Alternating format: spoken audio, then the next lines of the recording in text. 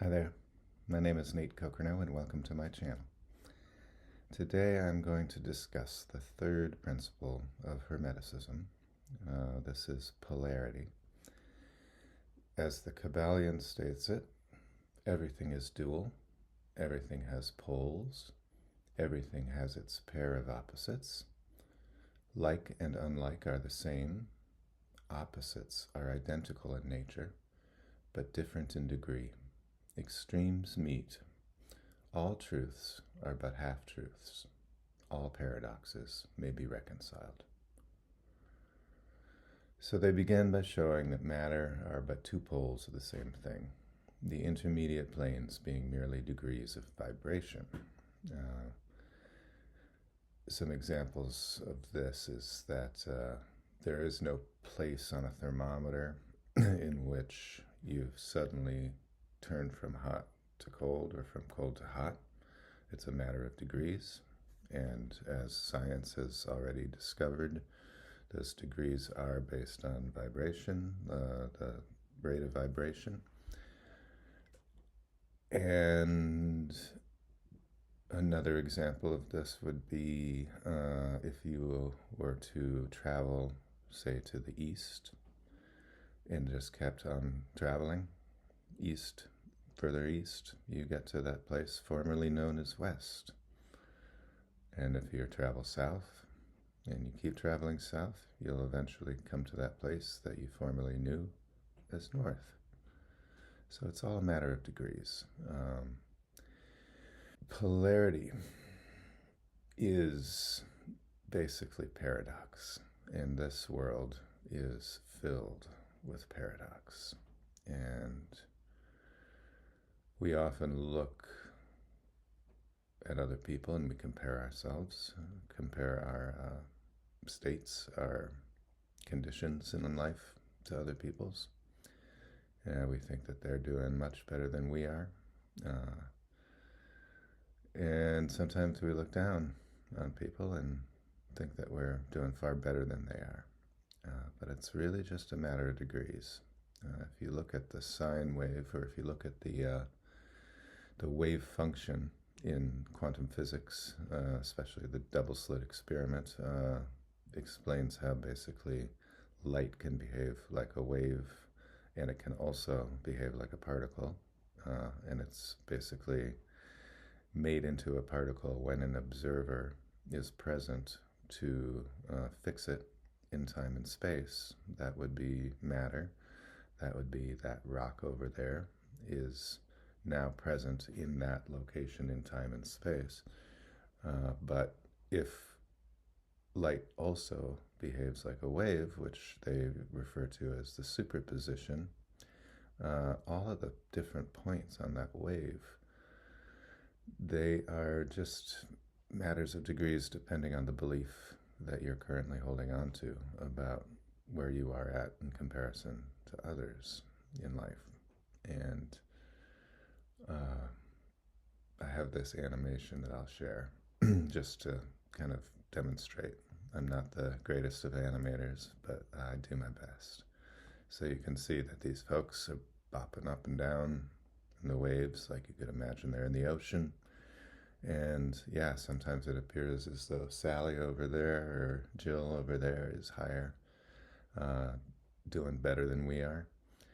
But give it time, and it's going to be the opposite. They're going to be down in the trough, and you're going to be up riding the high. And knowing that it's not fixed, we don't have to compare ourselves. There's no real purpose to, and there's no real meaning to comparing ourselves to other people, because things change. And since everything is basically polarity and the wave function is real, it's everywhere. And just it's a matter of time, it's a matter of patience before things start looking up. But if you get fixed in this notion that you're really down and out, if that's the belief that you're carrying, and you can't let go of that, then yeah, it's going to always appear as though you're kind of in the trough. So, polarity has led to, obviously, polarization. And we've come to a place, I think, in the last 300 years, but especially in the last 10 or 15 years, where polarization is kind of at its most extreme, at least according to appearances. But the appearances are basically deceiving us, and that's what ACIM has helped me understand. So I'm going to talk a little bit about my absolute favorite part of the paradox of polarity, and it's postmodernism, which was an ethos that started to develop in mankind, I think in the 1960s. It was kind of led by some philosophers. I wasn't there at the time, but I imagine there was rising polarity due to the Vietnam War, due to civil rights and people's different attitudes towards those things. And these people kind of led us in a paradigm shift of a truce of sorts, in which we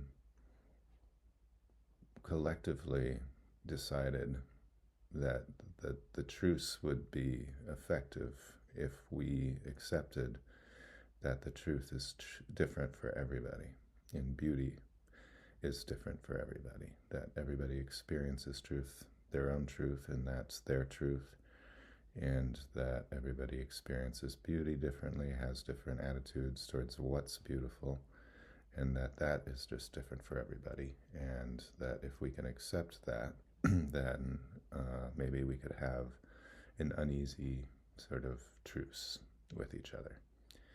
And I think it was a beautiful thought. I certainly do have mixed feelings about postmodernism, and I celebrate it and I demonstrate it. I basically use my postmodernist license here on this channel to talk about the truths that I hold dearly, and wouldn't want to give that up, wouldn't want to give that freedom up for anything. So I understand why anybody else would also feel the need to cling to the truths that they hold. And I also understand that, the more our worldview is sort of fixed, that it gives us a sense of security personally, like it gives us an ability to sort of predict what's coming down the pike. So I feel a lot of grace towards people who do cling to their truth, even if they are on the extreme, which, if you look again at the wave, is everybody can be someplace on the wave. Some are halfway up and some are halfway down.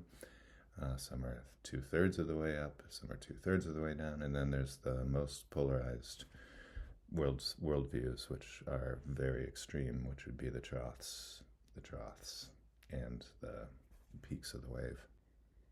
So to sort of expand on the wave idea, first of all, the vibration, that is the second principle of Hermetics, is basically about the waves. They can be infinitely closely, tightly put together through time and space, or they can be very, very, very long and slow waves. I was actually listening to a astrology hub meeting last night. I was a participant in it, and the woman who introduced the session was talking about all of the conflict in the external world that is inevitable, because basically the planets and asteroids and points in the zodiac are all directly pointing at it. History is its own wave function, and every 80, 90 years we do come into a great period of conflict. Knowing this and understanding all this stuff, and the Hermetic principles are part of that understanding, helps us to ride the waves instead of get crushed by them. And she was using the example of her partner in life, who is a surfer. And she was asking him about how he reads the waves, how he selects or discerns which wave is the best wave to get on his board for and ride. And yeah, he talks about, you know, being very sensitive to the wind, being sensitive to little channels that are like safe channels to go ride out in, to get out to where the waves are at their best to pick them up. And she was comparing astrology with its aspects and transits and all of these different understandings of the system of waves as basically ways to see what's coming next. And they really are, as I've been getting more and more familiar with astrology, writing down basically what transits are happening in my natal chart today with the actual transiting planets, that I can basically see the sort of day that I'm going to have, and I can also get advice from the astrologers who've been following this ancient wisdom tradition for probably 3,000 or 4,000 years now, before it was kind of left in the dust because it was too supernatural, which means outside of the bounds of proper science, that it really does actually work and it's very useful. Uh, so, in this time of strife that we're all going in, we really want to understand some of these principles so that we're not getting crushed by the waves, that instead we're riding them. The trouble was with postmodernism that, in my view, we basically did not see that this would lead in time to basically an absence of real truth. The meaning of truth itself was basically lost through postmodernism. It's my theory that the internet coming along shortly after the modern ethos came along, that's when it really started to go south. But it's going to come back up to the north if we keep walking, if we keep trusting. So with 2020 hindsight, as we stand in the world as it is right now, we can really start to understand that when truth has lost its meaning, there's there's basically a lack of purpose and meaning in life. And two, something has to come in and fill the vacuum.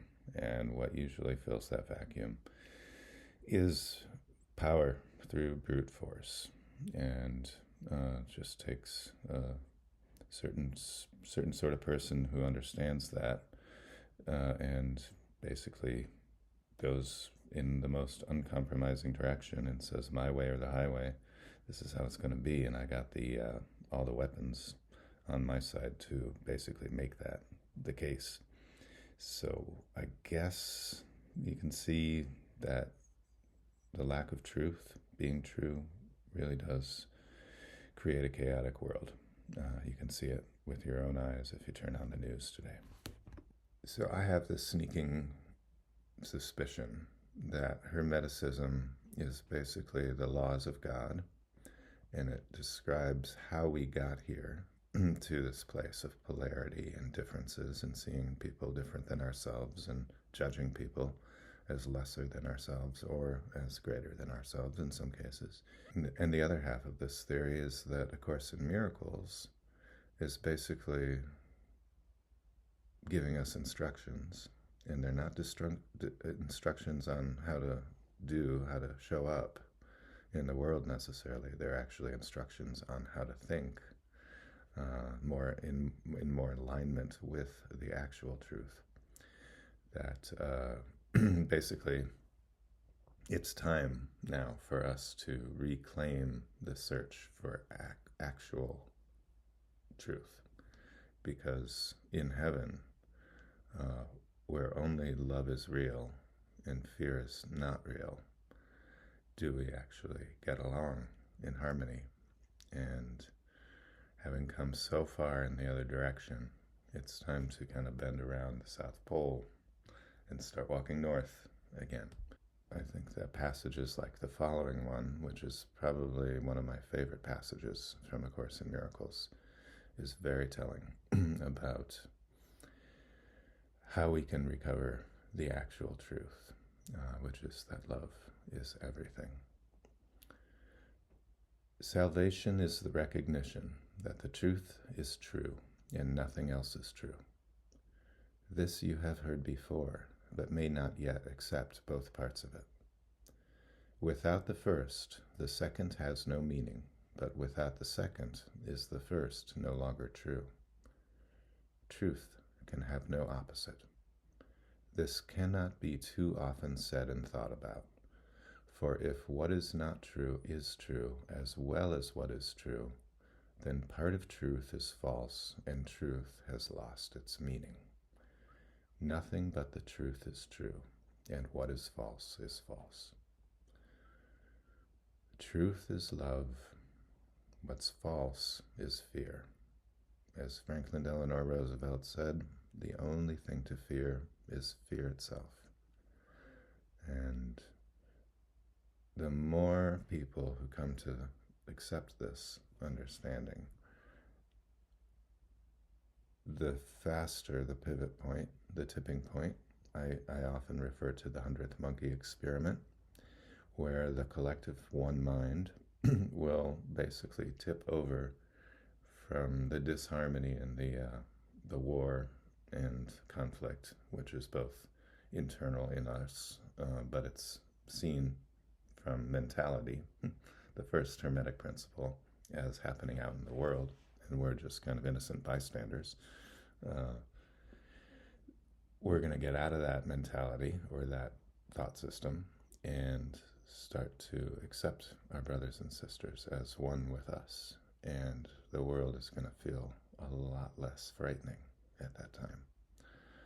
So join me in believing this, which means thinking this more and more of the time, and watch the results come true. That's all I have to say for you today. I hope that you enjoyed this, and if you did, that you'll like and subscribe. And I wish you all a beautiful day, full of blessings and miracles. Bye for now.